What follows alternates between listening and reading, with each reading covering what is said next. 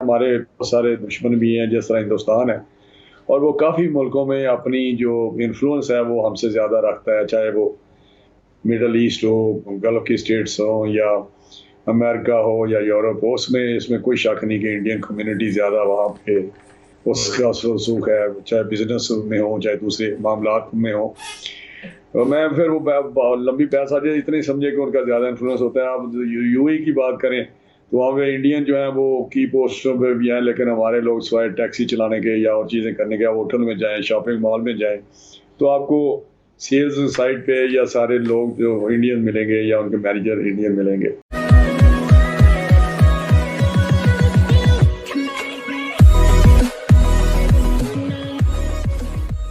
नमस्कार दोस्तों, ये है वायरल फैक्ट। अब सिचुएशन ये है कि यहाँ जो ये भाई साहब बैठे हैं उनका कहना है कि भारत की जो फॉरेन पॉलिसी है या फिर कहे कि भारत की जो डिप्लोमेसी है वो पाकिस्तान से बहुत ही बढ़िया चल रही है। अब यहाँ पे उन्होंने एग्जांपल भी दिया है कि कई सारे कंट्रीज ऐसे हैं जहाँ की पोस्ट पे या जहाँ की मेन पोस्ट पे इंडियंस बैठे हैं और हम सिर्फ टैक्सी चलाते हैं। यहाँ पे उन्होंने एग्जांपल दिया है यूएई का, यूनाइटेड अरब ऑफ अमीरात। यहाँ पे उन्होंने एग्जांपल दिया है कि वहाँ जो बड़ी बड़ी कंपनी है वहाँ की टॉप सिचुएशन पे भारतीय बैठे हैं, जबकि हम क्या करते हैं वहाँ पे जाके, हम वहाँ पे टैक्सियाँ चलाते हैं। अब टैक्सी चलाना कोई बुरी बात नहीं होती है, लेकिन एक सिचुएशन होती है कि आपके वहाँ से अगर 100 लोग जाते हैं तो हो सकता है कि 15, 20, 25 लोग टैक्सी चलाते हो, लेकिन उसमें से भी और जो लोग बचे हैं 100 में से, मतलब कि जो हमने 25 अलग कर दिए तो 75 बचे, 75, तो वो भी कुछ ना कुछ अच्छी पोस्ट पे जा सकते हैं। लेकिन ये हमने देखा है कि पाकिस्तान का बड़ी तरीके से नाम नहीं आता है कि उन्होंने अच्छी खासी पोस्ट पे अपने आप को फिट किया हो, किसी भी नहीं। दोस्तों, इसी के साथ ही वीडियो शुरू करते हैं। नाज़रीन, जैसा कि आप सुन चुके हैं, अब से 4 दिन पहले यूरोपियन यूनियन की पार्लियामेंट ने एक करारदाद के ज़रिए यूरोपियन कमीशन से ये मुतालबा किया कि यूरोपियन कमीशन ये साबित करे कि पाकिस्तान का generalise system of preferences GSP plus जो है उसे अब तक क्यों बरकरार रखा गया है, इसे क्यों ख़त्म नहीं किया जाए और क्यों, इसकी क्या वजूहत हैं कि इसको जारी रखा जा सकता है। ये एक ऐसी करारदाद है जिसमें यूरोपियन पार्लियामेंट में 681 मेंबरान ने पाकिस्तान के ख़िलाफ़ वोट डाला और सिर्फ 3 मेंबरान ऐसे हैं जिन्होंने पाकिस्तान के हक़ में वोट डाला।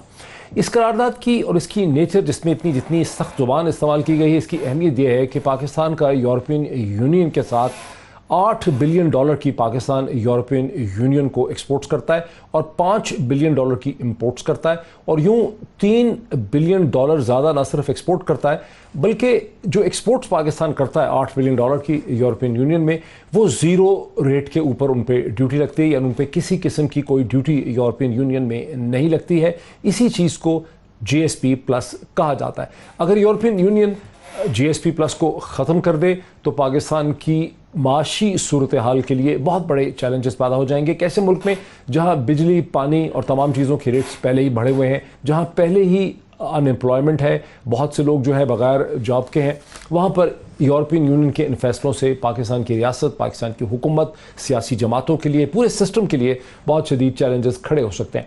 हुकूमत इस सिलसिले में क्या कर सकती है? अपोजिशन की जमातें हुकूमत की क्या मदद कर सकती हैं? क्या इसे महज अपोजिशन और हुकूमत के दरमियान एक वॉर ऑफ वर्ड्स के तौर पर लिया जाएगा, या यहाँ पर एक बाहमी इश्तराक से एक हिकमत अमली जो है तय पाएगी ताकि यूरोपियन यूनियन के कंसर्न्स को भी एड्रेस किया जा सके, पाकिस्तान के अपने जो कंसर्न्स हैं उन्हें भी दुनिया के सामने लाया जा सके? ये मेरी आज की इस प्रोग्राम की इस नशिस्त का मौजू है।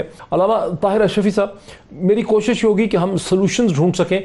जो चैलेंज आपके सामने खड़ा हुआ है यूरोपियन यूनियन की पार्लियामेंट की करारदाद से, इसे आपकी हुकूमत कितना बड़ा और कितना सीरियस चैलेंज समझती? देखिए डॉक्टर साहब, गुजारिश ये है कि इसमें कोई शक नहीं है और हमें ये बात माननी चाहिए कि पाकिस्तान दुश्मन जो लाविये हैं उनका जो प्रोपेगेंडा है उससे यूरोपीय यूनियन के लोग मुतासर हुए हैं। पिछले 7 माह से मैं बतौर नुमाइंदा खसूसी मजहबी हमांगी और ये मामला देख रहा हूँ। हमारे मुल्क में एक केस नहीं हुआ कि जिसमें आप कहें कि तौहीन मज़हब या तौहीन नामूस रिसालत का कोई गलत केस इंदराज हुआ है या उसके कानून का गलत इस्तेमाल हुआ है। इसी तरह जो जबरी मज़हब की तब्दीली की बात होती है उसके वाक़यात भी ना होने के बराबर हैं। मैं ये नहीं कहता कि नहीं हैं, लेकिन ना होने के बराबर हैं। ये तो है मजहबी एतबार से, और बहुत सारी बेहतरी आई है, बहुत सी चीज़ों में हम आगे गए हैं। अब एक कैंपेन है पाकिस्तान के ख़िलाफ़ जिसमें हमें 2-3 काम करने के हैं जो हम नहीं कर रहे। हमारे यहाँ जिन लोगों को ये काम करना है, हमारा फॉरेन ऑफिस है या बाकी लोग हैं, कि वो दुनिया को बताएं कि जो तौहीन नामूस रिसालत या तौहीन मज़हब का हमारे यहाँ कानून है, ये लोगों की जानों का मुहाफिज है, इसकी वजह से लोग बचते हैं। अगर ये कानून नहीं होगा तो यहाँ जो हालात हैं, हर कोई अपने हाथ में तलवार पकड़ेगा और किसी पे इल्ज़ाम लगाएगा और उसकी गर्दन काट देगा।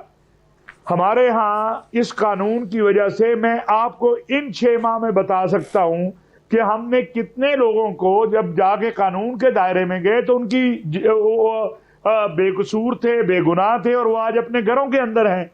इस्लामाबाद की रिमशा मसीह इसी कानून की वजह से अपने घरों में है। एक मनफी प्रोपेगेंडा जो है वो पाकिस्तान के हवाले से किया जाता है।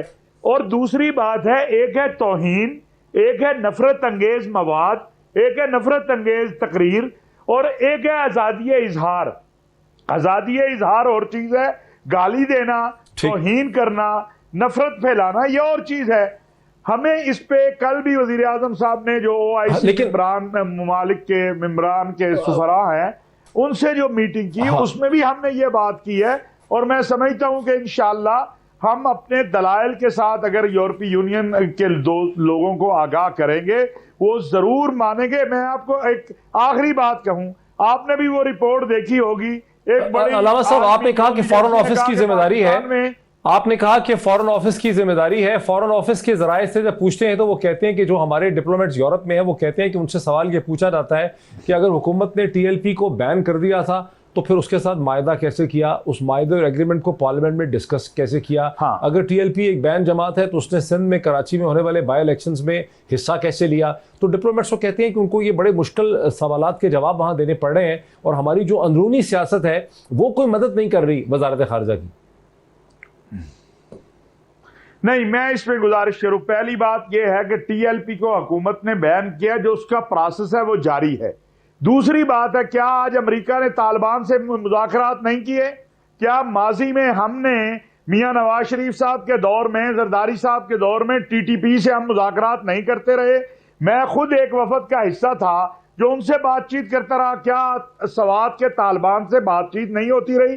ये तो देखें, एक ऐसे मसले के ऊपर अवाम उन्नास बाहर निकली जो हम सबके दिलों के करीब है, रसूलुल्लाह सल्लल्लाहु अलैहि वसल्लम की इहानत का मसला। जो कानूनी पहलू हैं वो कानूनी पहलू अपनी जगह, उनके पास जो हक है या जो भी है, लेकिन कोई मुआहदा उसके बाद नहीं हुआ। बातचीत हुई, उनको बताया गया कि ये हम कर सकते हैं, ये हम नहीं कर सकते।